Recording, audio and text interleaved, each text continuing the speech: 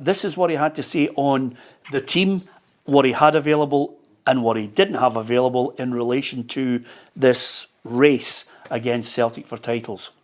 It's challenging playing against a Celtic squad who's with all the players available and at that moment missing 9 players.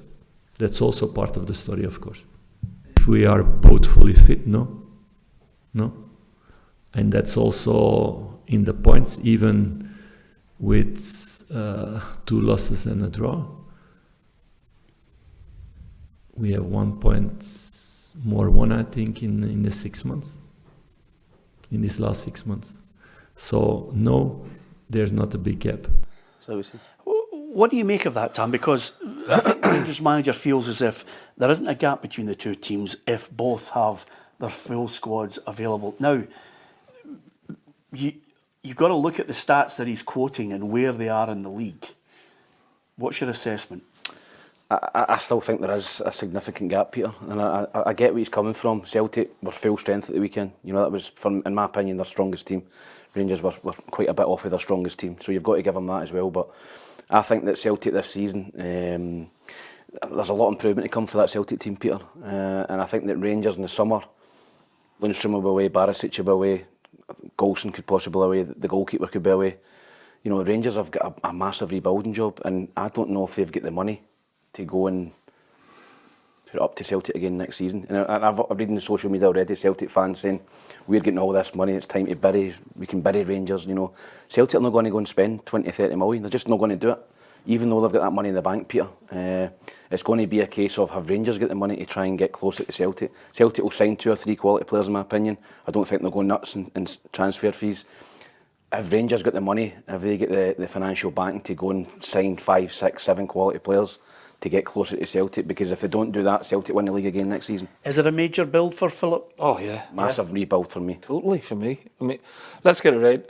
You can talk about only a point difference. They've lost 7 games in 36. 7.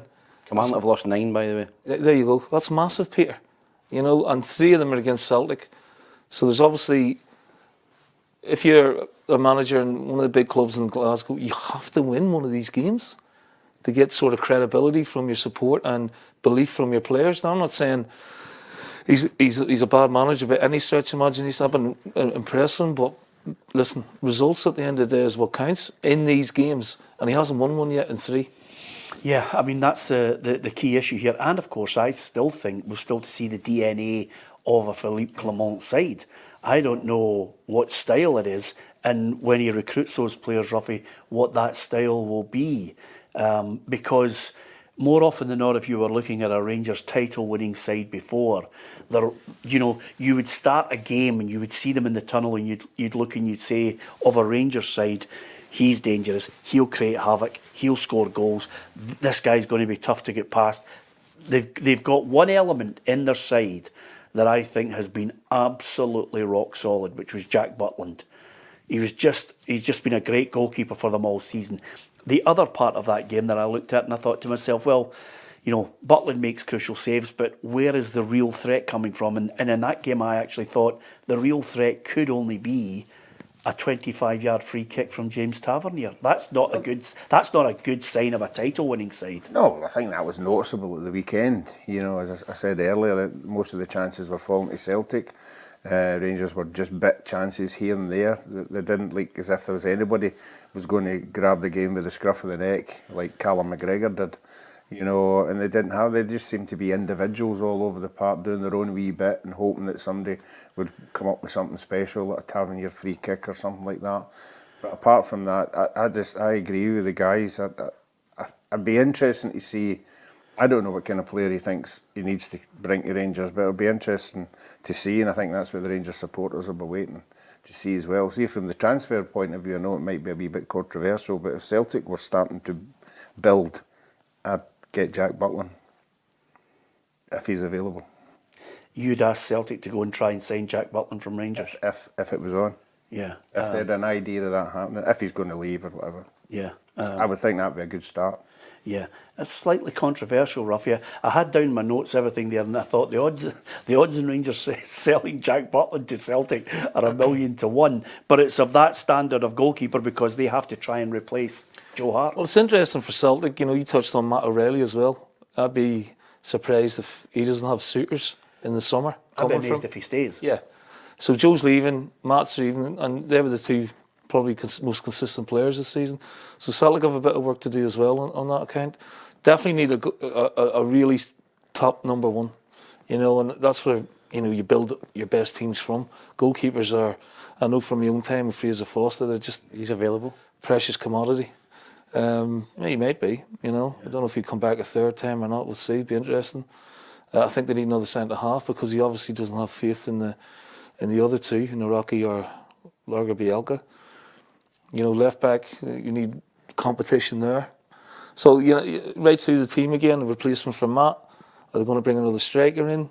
They've got plenty of wingers, but the best one's still James Forrest. Yeah. You know, so there are a couple of talented ones bubbling under there. You know, we haven't seen any of Holm this year. We haven't seen enough of Kuhn or Yang to really sort of say, yeah, they're here for the long term. But you don't want to be relying on the same players year in, year out. Yeah, I think on both sides, certainly in the Rangers camp and certainly in the Celtic side as well, I could rhyme off 6, 7, possibly higher figures of players that are just not up to it, and I don't think we'll be anywhere near a Rangers or a Celtic side next season.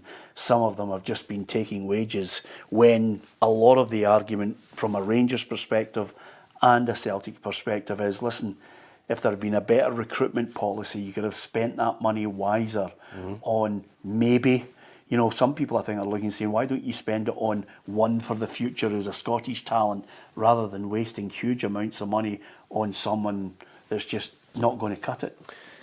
Yeah, and I think you're right. I think in both squads there are players there that are going to be surplus to requirements. But the thing with Celtic can afford to get a few wrong, Peter. They've got the money to get a few wrong. I don't think Rangers can afford to go and get 3 or 4 in that don't work out again next season. They've got to be bang on with their recruitment, Peter. They've got to be, everything's got to be a success for Rangers to go and challenge. Celtic can afford to, you know, Lenny touched on the 2 centre halves. I thought he was poor at the weekend. I thought he defended pretty well. I thought he was poor on the ball. He looked nervy.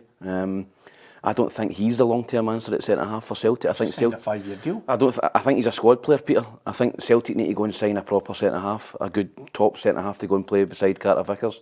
I don't think Scales is that. I think Scales will come in and play 15, 20 games in the Premier League. You know, after European games and stuff, he's pretty solid. But I think that Rangers need to get their recruitment bang on. If they're going to sign 4, 5, 6, 7 players, they've all got to be a success. Yeah.